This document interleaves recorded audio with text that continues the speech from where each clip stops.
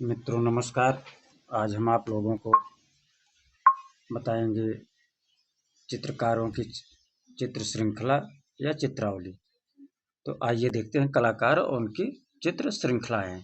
पहला Abanindranath, Umar Khayyam, Mughal, Arabian nights. Abanindranath का चित्र श्रृंखला क्या कौन कौन सा है?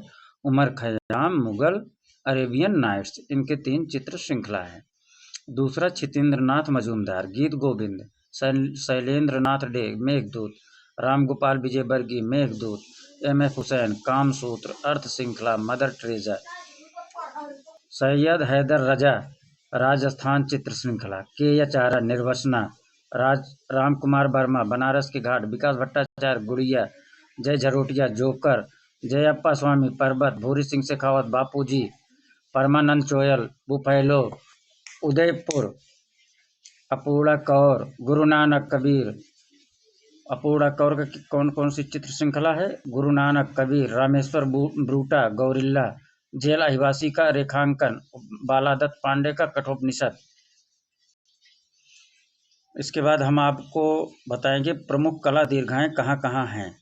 उत्तर प्रदेश राज्य ललित कला अकादमी लाल बहादुर उत्तर प्रदेश राज्य ललित कला अकादमी लाल बारादरी लखनऊ में, जहांगीर आर्ट गैलरी मुंबई में, चित्रालय गैलरी त्रिवेंद्रम में, Dogra art gallery Jammu, modern art gallery नई दिल्ली, ललिता कला दीर्घा नई Delhi, fine art of craft society gallery नई दिल्ली। चित्रकारों द्वारा बनाए गए चित्र। अब आपको जो है चित्रकारों द्वारा बनाए गए चित्र पोर्ट्रेट हम बताएंगे। चित्रकारों द्वारा बनाए गए व्यक्ति चित्र, चित्रकारों द्वारा बनाए गए व्यक्ति चित्र पोर्ट्रेट, जैसे अवनींद्रनाथ ठाकुर ने बनाया, नंदलाल बसु ने बनाया, गगनेंद्र नाथ ने भी बनाया है और लोगों ने बनाया है, तो उनके बारे में बताएंगे। तो पहला जो है अवनींद्रनाथ ठाकुर का जो बहुत ही फेमस पोर्ट्रेट था, गांधी जी। दूसरा रविन्द्रनाथ टैगोर, जल रंग में, C.F. एंड्रूजा का। Nandalal Basu, C.F. Andrews, K.N. Majumdar, Biren Goswami, Abdul Gaffar Khan. Gaganendranath Thakur ने व्यक्तिचित्र बनाया पोर्ट्रेट किसका? रविन्द्रनाथ टैगोर का। रामकिंकर बैज ने बनाया रविंद्रनाथ और अवनींद्रनाथ का। बलबीर सिंह कट्ट ने बनाया रामकिंकर बैज का। सतीश गुजराल ने बनाया पोर्ट्रेट मिर्जा गालिब, लाला लाजपत राय का। शंखो चौधरी ने बनाया पोर्ट्रेट खान अब्दुल गफ्फार खान का। अब मित्रों हम अगला कुछ आप लोगों को उपाधियों से जो नवाजे गए चित्रकार, जैसे किसी भी चित्रकार को उपनाम दे दिया जाता था, तो इसी उपाधि से नवाजे गए जो चित्रकार हैं वो 8-10 हैं, उनको हम बता रहे हैं आपको। पहला अब्दुल रहमान चुगताई, इनको रंगों का सम्राट कहा जाता था। रायफिल को डिवाइन पेंटर कहा जाता था। देवलालीकर को दत्तू भैया कहा जाता था। B.C. सन्याल को कला सम्राट कहा जाता था। राम गोपाल विजयवर्गीय को कलाविद कहा जाता था। निकोलस रोरिक को रंगों का जादूगर कहा जाता था। निकोलस रोरिक एक रूसी चित्रकार था। निकोलस रोरिक को रंगों का जादूगर कहा जाता था। वेंकटप्पा को बंगाल का मंसूर कहा जाता था। नंदलाल बसु को शिव सिद्ध कलाकार कहा जाता था, या बाबू मोसाई भी कहा जाता था इनको। क्षितेंद्रनाथ मजूमदार को चैतन्य सिद्ध कलाकार, अवनींद्रनाथ ठाकुर को मुगल सिद्ध कलाकार कहा जाता था। अब अगला हम आप लोगों को बताएंगे भारत में स्थित प्रमुख संग्रहालय कहाँ कहाँ है और उनका क्या नाम है। तो ये 23 जो है संग्रहालय हैं भारत में जो प्रमुख रूप से हैं, तो बहुत सारे मित्रों, लेकिन जो मुख्य TGT PGT में या और भी कला संबंधी जो परीक्षाएं आती हैं उसमें आते हैं, तो हम आपको मुख्य बता रहे हैं, इससे बाहर संभवतः नहीं आएगा। तो भारत में स्थित प्रमुख संग्रहालय, पहला भारत भवन भोपाल में है, कला भवन कलकत्ता में है, मानव संग्रहालय झूसी, मानव संग्रहालय अगला भोपाल में भी है। मानव संग्रहालय नाम से 2 है, पहला भोपाल, दूसरा झूसी। ललित कला संग्रहालय नई दिल्ली 1954 में। नेशनल या राष्ट्रीय म्यूजियम नई दिल्ली 1957 में। राष्ट्रीय आधुनिक कला संग्रहालय नई दिल्ली 1954 में। भारत कला भवन वाराणसी 1922 में। लखनऊ संग्रहालय लखनऊ। नगर पालिका संग्रहालय इलाहाबाद। पंजाब संग्रहालय पटियाला। गंगा स्वर्ण जयंती संग्रहालय बीकानेर। मंसूर राज्य संग्रहालय बंगलौर में है। ताजमहल संग्रहालय आगरा में है, पटना म्यूजियम पटना में है, विक्टोरिया मेमोरियल हॉल कोलकाता में है, Khuda Bakhsh oriental public library Patna में है, भारतीय संग्रहालय कोलकाता, विंचेस्टर संग्रहालय Surat, Prince of Wales museum Mumbai, Salarganj संग्रहालय हैदराबाद, भूरी सिंह शेखावत चंबा, हवा महल संग्रहालय जयपुर। मित्रों, इस प्रकार से प्रमुख संग्रहालय थे। अब हम आज आप लोगों को बताएंगे पुनर्जागृत आंदोलन जब हुआ था तो उसमें कुछ कलाकार भाग लिए थे और उसमें उन्होंने काम किया, जैसे राजा इनका ए.बी. हब्बल हुए। आज ए.बी. हब्बल के बारे में भी बताएंगे, अवनींद्रनाथ टैगोर ठाकुर के बारे में बताएंगे, समय रहा तो गगनेंद्र नाथ टैगोर के बारे में भी बताएंगे, जो आधुनिक चित्रकला में टीजीटी पीजीटी में महत्वपूर्ण प्रश्न के रूप में आते हैं। तो पहला आप लोग सुनिए, ए.बी. हब्बल, बंगाल में पुनरुत्थान, ए.बी. हब्बल और अवनींद्रनाथ टैगोर। पहला, पुनर्जागृत आंदोलन क्या था? पाश्चात्य प्रभावों को नकार कर भारतीय परंपरागत मूल्यों को पुनः स्थापित करना। पुनर्जागृत के मार्गदर्शक कौन थे? ए.बी. हब्बल और अवनींद्रनाथ टैगोर। पुनर्जागृत के मार्गदर्शक कौन थे? ए.बी. हब्बल और अवनींद्रनाथ टैगोर। पुनर्जागृत में किन कलाओं से प्रेरणा ली गई? भारतीय शास्त्रीय एवं परंपरागत चित्रों से। ए.बी. हब्बल के 1884 में किस विद्यालय के प्रधानाध्यापक बने? मद्रास आर्ट कॉलेज के। ए.बी. हब्बल 1896 ईस्वी में किस विद्यालय के प्रधानाध्यापक बने? कलकत्ता आर्ट कॉलेज के।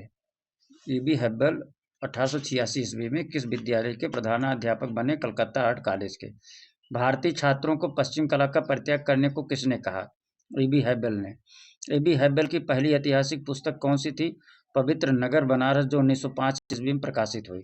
ए.बी. हब्बल का दूसरा इतिहास विषय ग्रंथ कौन सा है? भारत में आर्यों का शासन, जो 1918 ईस्वी में प्रकाशित हुई। ए.बी. हब्बल द्वारा भारतीय कला पर लिखी गई पुस्तक के नाम क्या क्या थे? तो पहला, इंडियन स्कल्पचर एंड पेंटिंग, दूसरा आइडियल्स ऑफ इंडियन आर्ट, तीसरा इंडियन आर्किटेक्चर, चौथा द बंगाल। अगला, ए.बी. हब्बल के अतिरिक्त किस महान लेखक ने पुनर्जागृत आंदोलन में स्वदेशी का आह्वान किया? आनंद कंटेश कुमार स्वामी ने, ए.के. स्वामी जिनको कहते हैं। 1913 ईस्वी में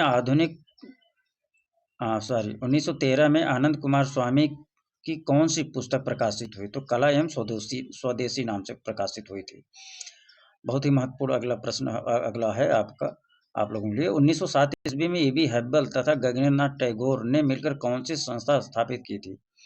तो दोनों लोगों ने मिलकर Indian society of oriental art की स्थापना करी थी। Indian society of oriental art के प्रथम संस्थापक कौन थे? तो लॉर्ड किचनर थे।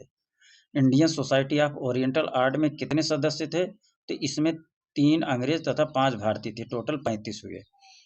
किस अंग्रेज अधिकारी ने प्राचीन बौद्ध प्रतिमाओं की आलोचना करते हुए कहा था, एक उबला हुआ चर्बी से बना पकवान भी आत्मा की उत्कट निर्मलता तथा स्थिरता के प्रतीक का काम दे सकता है? किसने कहा था? बर्ड वुड ने कहा था।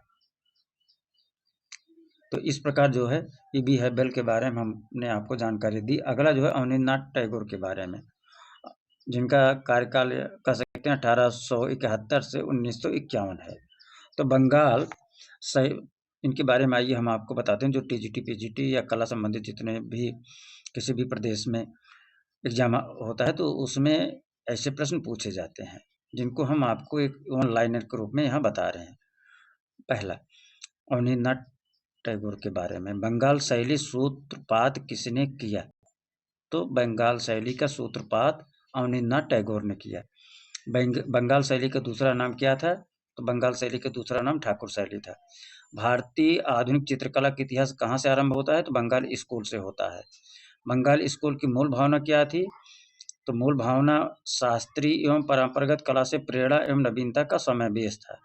कौन सा चित्रकार था जो कई शैलियों को अपने में समाहित कर सकता था? अवनींद्रनाथ टैगोर ऐसे चित्रकार थे जो कई शैलियों को अपने में समाहित कर सकते थे। अवनींद्रनाथ टैगोर का जन्म किस दिन हुआ था? जन्माष्टमी के दिन हुआ था। अवनींद्रनाथ ठाकुर की कला पर किन किन शैलियों का प्रबल प्रभाव पड़ा? पश्चिमी, ईरानी, चीनी, जापानी, मुगल तथा अजंता का। अवनींद्रनाथ टैगोर के गुरु कौन थे? तो अवनींद्रनाथ टैगोर के गुरु गिल्हार्डी थे। इनको अवनी बाबू के नाम से भी जाना जाता था। अवनींद्रनाथ ने जापानी टेक्निक वास्ट टेक्निक किससे सीखी? योकोहामा, हिसंदा और ताइक्वान से। अवनी बाबू ने जापानी टेक्निक या वास्ट टेक्निक किससे सीखी? तो योकोहामा, हिसंदा और ताइक्वान से। वास्ट पेंटिंग की रंग योजना कैसी थी? तो वास्ट पेंटिंग की रंग योजना इनकी धूमिल थी। अवनींद्रनाथ टैगोर ने किसके परामर्श से बंगाल कला को जन्म दिया? तो E.B. हैबल कह सकते हैं। अवनींद्रनाथ टैगोर किसके परामर्श से बंगाल कला को जन्म दिया? तो E.B. हैबल के। रवींद्रनाथ टैगोर का काव्य महापुराण किसने चित्रित किया? अवनींद्रनाथ टैगोर ने 1941 में। बहुत ही महत्वपूर्ण प्रश्न है, कई बार कई जगह परीक्षाओं में आ चुका है, TGT, PG या कला संबंधित एग्जामों में। रवींद्रनाथ टैगोर का काव्य महापुराण किसने चित्रित किया था? तो अवनींद्रनाथ टैगोर ने 1941 में चित्रित किया था। अवनींद्रनाथ ने कौन सा चित्र बनाकर अपना व्रत त्याग दिया था? तो काव्य महापुराण का चित्र बनाकर उन्होंने व्रत त्याग दिया था। बंगाल कला क्या थी? कला आंदोलन। बंगाल शैली का मुगल चित्रकार कौन था? अवनींद्रनाथ टैगोर थे। अवनींद्र ने अपने मुगल श्रृंखला किस तकनीक में बनाई? वास्त तकनीक में। अवनींद्रनाथ का प्रसिद्ध चित्र कौन सा है? भारत माता। भारत माता को पहले किस नाम से जानते थे? बंग माता। बंग माता को भारत माता नाम किसने दिया? सिस्टर निवेदिता ने। 1905 ईस्वी में अवनींद्रनाथ ठाकुर यहाँ प्रधानाचार्य नियुक्त किए गए। Calcutta art of school. 1905 ईस्वी में अवनींद्रनाथ ठाकुर कहाँ के प्रधानाचार्य नियुक्त किए गए?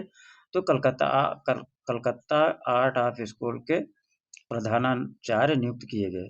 अवनींद्रनाथ टैगोर ने अपने युवा काल में किस इटालियन चित्रकार से तैल चित्रण की शिक्षा ग्रहण की? तो अवनी बाबू गिल्हार्डी से तैल शिक्षा ग्रहण करी थी। 1920 ईस्वी से कला भवन शांति निकेतन में अध्यक्ष पद किसने संभाला?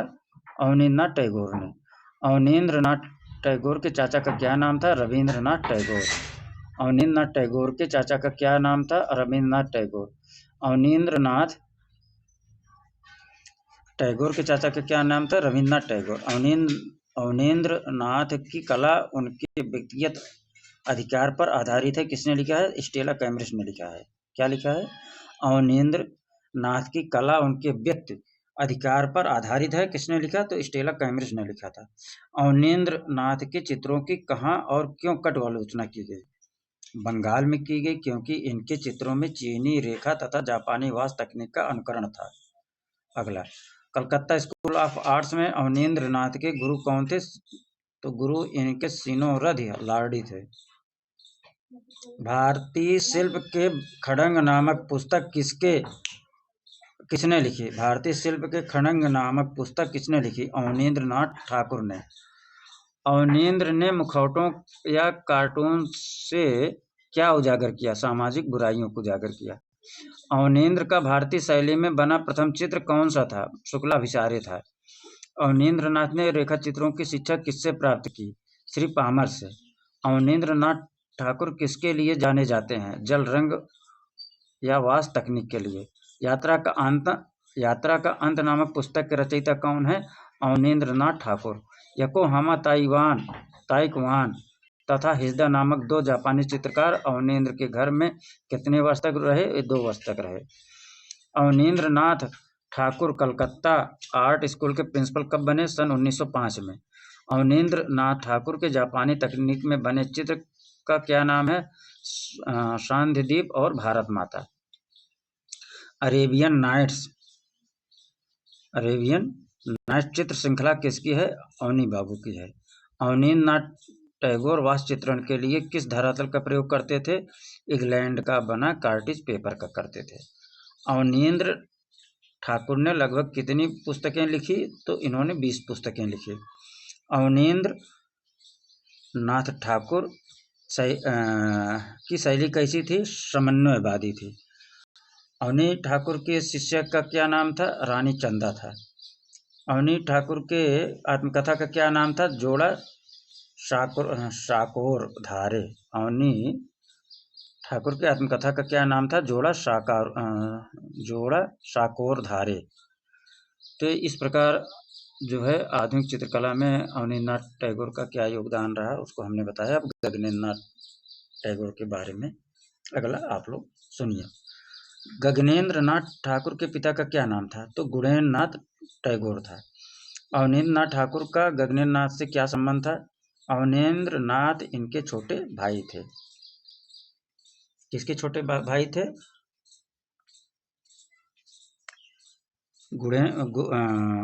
गगनेंद्रनाथ के। अवनींद्रनाथ ठाकुर का गगनेंद्रनाथ से क्या संबंध था? तो अवनींद्रनाथ टैगोर जो है गगनेंद्रनाथ टैगोर के छोटे भाई थे। अगला,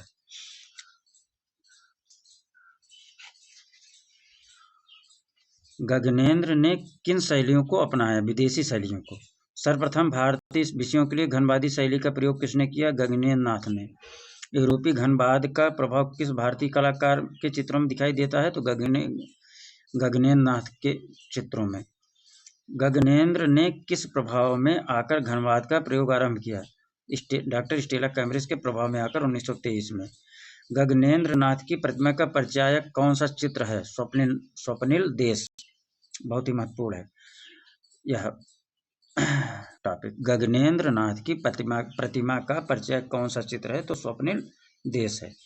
अगला, 1907 ईस्वी में Indian society of oriental art की स्थापना किसने की?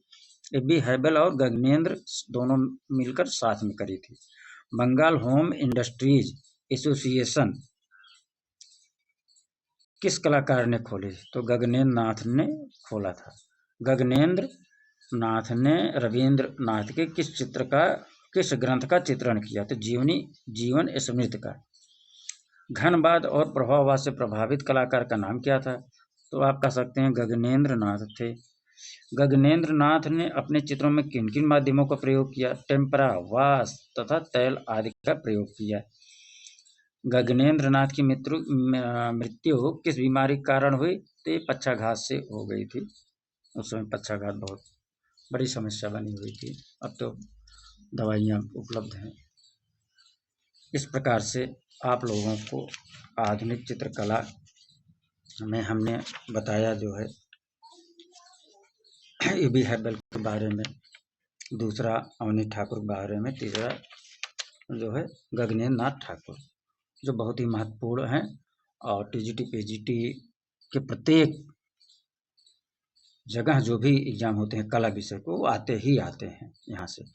और अगला हमने आप लोगों को बताया भारत में स्थित प्रमुख संग्रहालय, और क्या बताया? उपाधियों से नवाजे गए चित्रकार प्रसिद्ध, और हमने बताया आप लोगों को प्रसिद्ध चित्रकार एवं उनके शिष्य।